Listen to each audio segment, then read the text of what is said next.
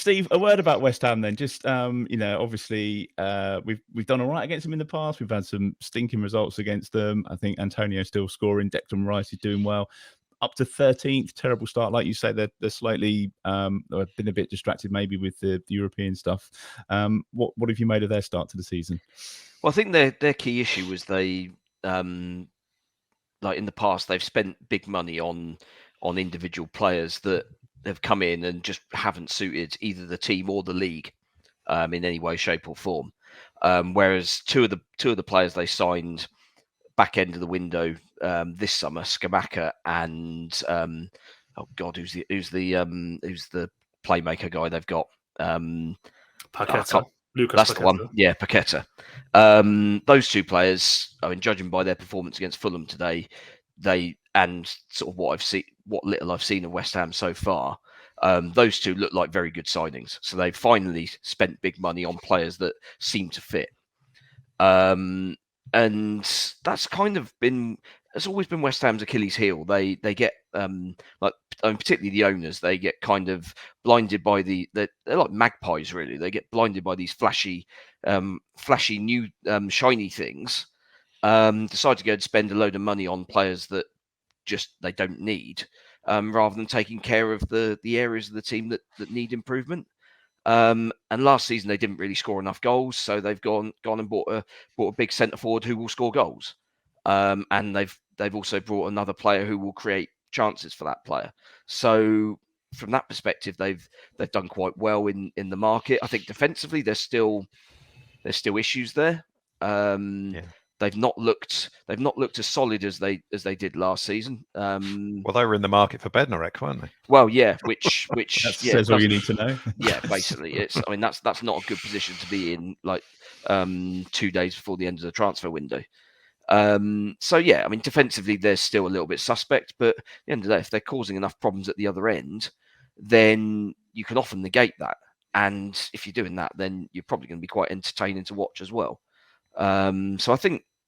Let's be honest. West Ham ain't going to be in any danger of going down, regardless of their first sort of 5 or 6 games. They're going to be comfortably mid-table, not a care in the world. They got a central midfielder who's probably going to go for £100 million plus next summer. Well, yeah. I mean, good luck getting that fee at the moment.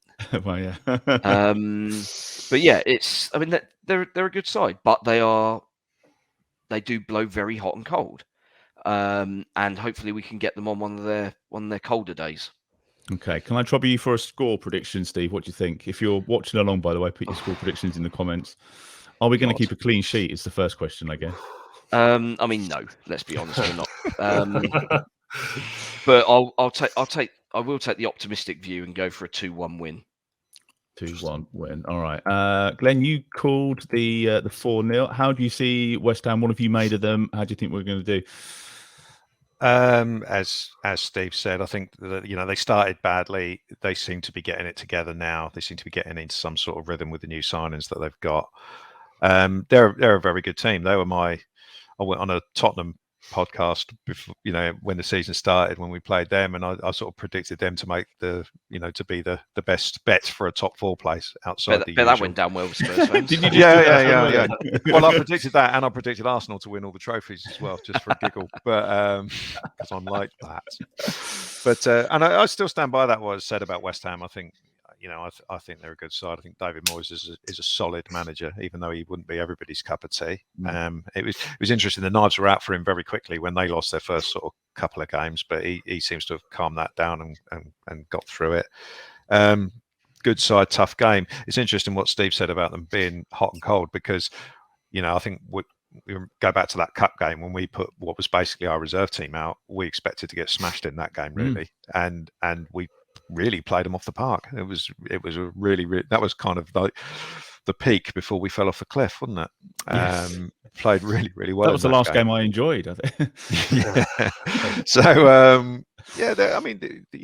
there is a chance, because West Ham can be slightly consistent, but inconsistent rather. But I'm struggling to be too optimistic about us at the moment. So you want a score prediction at the end of all this? Yeah, are you thinking clean sheet or not? No, don't think so. I'll go for a dismal 1-0 defeat. 1-0 defeat. Right. Okay. Alfie, I'm going to come to you because you also got the score right for Man City. So you're on a bit of a roll at the moment. Yeah. Copied me, didn't he? Yeah. I'm not going to copy Glen this time, I don't think. But I think looking back to last season, I think those West Ham games were all really enjoyable for different reasons. I'm pretty sure the first one at St Mary's was 0-0 draw, wasn't it? But didn't Antonio get himself sent off in the last minute of the game? I just brought him into my fantasy team, made him captain, and got him sent off. But the Boxing Day game was really good. The 3-2 win at the London Stadium. We weren't expecting that, were we? That was amazing. It was one of my first sort of away games where I really felt it. And everyone always told me that stadium was gash to watch football in. But actually, I really enjoyed it. I thought I could hear the Saints fans. The atmosphere was great. And then the West Ham one was an absolute. Was about 25,000 there, wasn't there? Well, yeah, about half full, wasn't it? Because nobody could get there. That's probably why I could hear them. And then in March, that was brilliant. 10 changes, 9 changes, or whatever. Everyone was saying, "What's Ralph doing?" Chucking the cup away, and it was bizarre, wasn't it? I mean, Broja came on and won the game. My head tells me a 2-1 defeat, and my heart says a 1-1 draw. You've all followed Southampton for longer than me. Which one should I follow, head or heart? I think 1-1. Head. Well, I'm going to go with 1-1. I'm going to go 1-1. Yeah, I think that's fair. Right, nice. I mean, I think it'd be just on the team selection for this one for Alfie, because we've got Bournemouth away, which comes quite quickly after that. He can't afford to rest anybody, can he? This has got to be like your best 11. Go for it, give it all, and worry about Bournemouth away when it happens. I mean, with all due respect, who would you rest anyway? Who's in glistening form that you want? Well, that's true. For Tuesday. Yeah, I did that when he brought on the sub yesterday, and it was a double change, wasn't it? And it was Gineppo and Elyounoussi coming on.